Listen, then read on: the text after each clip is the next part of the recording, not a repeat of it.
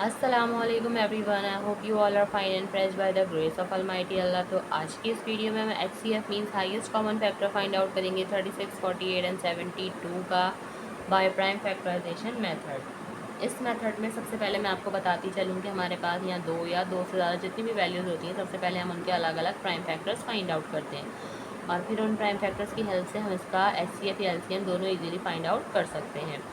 तो सबसे पहले तो हमें पता होना चाहिए कि प्राइम फैक्टर किसी भी वैल्यू के किस तरह फाइंड आउट करते हैं। जब भी हम किसी वैल्यू के प्राइम फैक्टर्स फाइंड आउट कर रहे होते हैं तो उसका मतलब होता है कि उस वैल्यू को हमें कम्प्लीटली डिवाइड करना है जब तक कि हमारे पास 1 ना आ जाए, और डिवाइड भी हमें सिर्फ और सिर्फ प्राइम नंबर से करना है। प्राइम नंबर्स कौन से नंबर्स होते हैं? वो नंबर जो सिर्फ और सिर्फ दो ही टेबल्स में आते हैं, किसी तीसरे टेबल में बिल्कुल नहीं आ सकते। कौन से दो टेबल्स में आते हैं? एक अपने और दूसरे 1 के, इसके अलावा किसी तीसरे टेबल में नहीं आते। तो यहाँ मैं आपको कुछ प्राइम नंबर्स की एग्जांपल दे रही हूँ, जैसे कि 2, 3, 5, 7 और ये इसी तरह कंटिन्यू रहते हैं। इनमें से जो स्मॉलेस्ट प्राइम नंबर वो है 2, और 2 से ही हमें हमेशा स्टार्ट लेना होता है। 2 का मैं आपको डिविजिबिलिटी रूल बता दूं कि अगर किसी वैल्यू के लास्ट में इवन नंबर या फिर 0 हो तो वो वैल्यू 2 से कम्प्लीटली डिवाइड हो सकती है। यहाँ इत्तेफाक से हमारे पास तीनों ऐसी वैल्यूज़ हैं जिनके लास्ट में इवन नंबर है, यानी तीनों ही वैल्यूज़ 2 से डिवाइड हो सकती हैं, तो हम इसे 2 से डिवाइड करना स्टार्ट करेंगे। 2 के टेबल में लेकिन 3 नहीं आता, छोटा नंबर 2 आता है 1 पे। 1 हमारे पास जो रिमाइंडर है वो चला गया 6 के पास और ये बन गया 16। 2 के टेबल में 16 बिल्कुल आता है 8 पे। फिर से हमारे पास जो वैल्यू आई है वो है 18 और उसके लास्ट में इवन नंबर है, यानी कि ये वैल्यू भी 2 से ही डिवाइड होगी। 2 के टेबल में 18 आता है 9 पे।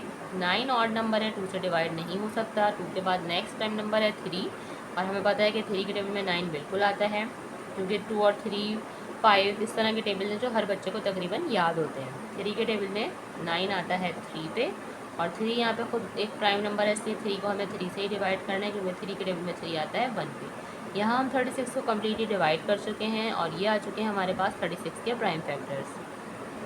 अब इसी तरह हमें 48 के प्राइम फैक्टर्स फाइंड आउट करने हैं। 48 के लास्ट में भी इवन नंबर है, इसलिए ये वैल्यू भी 2 से ही डिवाइड होगी। 2 के टेबल में 4 आता है 2 पे और 8 आता है 4 पे, ये वैल्यू बन चुकी है 24। लास्ट में इवन नंबर है, इसलिए 2 से ही डिवाइड होगी ये वैल्यू भी। 2 के टेबल में 2 आता है 1 पे और 4 आता है 2 पे, ये वैल्यू बन चुकी है 12। लास्ट में इवन नंबर है, इसलिए वैल्यू भी 2 से ही डिवाइड होगी। 2 के टेबल में 12 आता है 6 पे। 2 के टेबल में 6 आता है 3 पे, और 3 को देख प्राइम नंबर है, इसलिए 3 को हमें 3 से ही डिवाइड करना है, क्योंकि 3 के टेबल में 3 आता है 1 पे। यहाँ हम 48 को भी कम्प्लीटली डिवाइड कर चुके हैं। अब है हमारे पास 72, जिसके भी लास्ट में इवन नंबर है, इसलिए वैल्यू 2 से ही डिवाइड होगी। 2 के टेबल में लेकिन 7 नहीं आता, उससे छोटा नंबर 6 आता है 3 पे। जो 1 हमारे पास रिमाइंडर है वो चला गया 2 के पास और बन गया 12। 2 के टेबल में 12 बिल्कुल आता है 6 पे, ये वैल्यू बन चुकी है 36। 2 के टेबल में 36 आता है 18 पे। अभी हमने 36 के प्राइम फैक्टर्स फाइंड आउट किए, तो हम यहीं से देख लेते हैं। 2 के टेबल में 18 आता है 9 पे, और ये 9 को 3 से डिवाइड करना है। 3 के टेबल में 9 आता है 3 पे, और 3 के टेबल में 3 आता है 1 पे। यहाँ हम 72 के भी प्राइम फैक्टर्स फाइंड आउट कर चुके हैं। अब क्या करेंगे, नेक्स्ट स्टेप पे हम इन तीनों के प्राइम फैक्टर्स को कुछ इस तरह से लिखेंगे। सबसे पहले तो हम लिख लेते हैं 36 के प्राइम फैक्टर्स, जो कि हमारे पास आए हैं 2 multiply by 2 multiply by 3 and multiply by 3।